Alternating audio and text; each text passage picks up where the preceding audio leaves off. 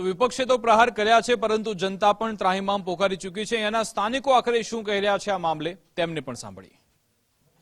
કોર્પોરેશને smart road બનાવ્યા, drainage line નાખી, road બનાવ્યા, ડ્રેનેજ લાઈન નાખી, બધું જ કર્યું, પરંતુ ચોમાસાની અંદર પાણી ભરાય એ બાળી જવા માટેનો રસ્તો બનાવ્યો નથી। એના લીધે અત્યારે પબ્લિકને એટલી બધી હેરાન પરેશાન થાય છે કે ના પૂછે વાત।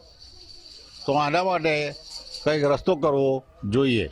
એના માટે અમે એમને એ કહેવા માંગીએ છીએ કે ભાઈ જે બી કામ તમે લો છો હાથમાં, તો જે પબ્લિકોને જે તકલીફો પડે છે એ ના પડે ને મેઇન રોડ પર જ્યારે આવી ચેમ્બરો ભરાય અને પાણી ભરાય, બાજુમાં સ્કૂલો છે, અમારો આવવા જવાનો રોડ છે, એ માટે તકલીફ થઈ તો પછી અમારે તમારા સામે બી બોલવાનો, તમારા સામે ઊભું રહેવાનું બી અમને આગળ પડતું બોલવું અમને બી ખરાબ લાગે છે। મારી ગટર લાઈન છેલ્લા 3 મહિનામાં ત્રીજી વખત ભરાય છે, પણ નવું જૂનું ચેમ્બર હતું ત્યાં સુધી બહુ તકલીફ નથી પડતી, પણ આ નવા લાઈન નાખી છે તારથી તારી આ 3 મહિનામાં ત્રીજી વખત મારી ભરાઈ ગઈ છે।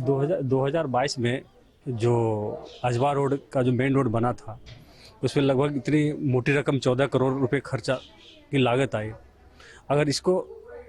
अगर सही ढंग से व्यवस्थित तरीके से बनाया जाता तो अभी जो होने वाली जो परेशानी हो रही है, जो आम जनता, आम पब्लिक इसे सफ़र कर रहा है, वो तो नहीं करती। हाँ, जब कॉन्ट्रैक्ट किसी काम, सार्वजनिक काम के लिए स्थापित किए जाते हैं, तो उस समय अगर ध्यान रखा जाए कि सही लोगों को ये काम करने की ठेका दिया जाए, तो जो बाद में जो परेशानी होती है वो परेशानी से हम लोग बच सकते हैं। दिक्कतें हो रही है, दिक्कतें हो रही है ना। चैम्बर यहाँ बना, खड्डा खोद दिया, सब पानी इधर ही आ रहा है ठेल के ना, तो सरकार को देखना चाहिए ना। हाँ, घर के सब घर में जाता है पानी, देखने भी नहीं आते हैं। यहाँ खड्डा खोद के वो सड़क बना दी, इधर तो इधर देखने भी नहीं आते। बहुत दिक्कत होती है, देखने आवे तब ना, देखने आवे तब बनाना चाहिए। हाँ, साची बात है। આવું ખોદીને જતા રહ્યા તો તકલીફ કોને પડે? અમને જ પડે ને।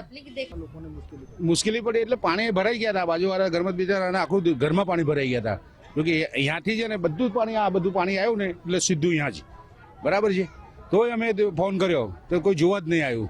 વડોદરા શહેર સ્માર્ટ સિટી તરફ જઈ રહ્યાની પોકળ વાતો કરતા અધિકારીઓ, સત્તાધીશો દ્વારા વડોદરા શહેરમાં વિવિધ રોડો બનાવવામાં આવી રહ્યા છે।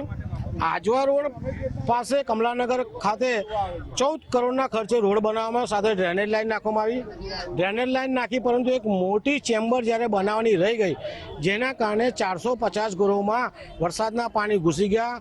અમને આવતી જતી વખતે સવારે છૂટીએ એટલે સવારે સ્કૂલે જઈએ તો તકલીફ થાય છે, છૂટીને પછી ઘરે જવામાં તકલીફ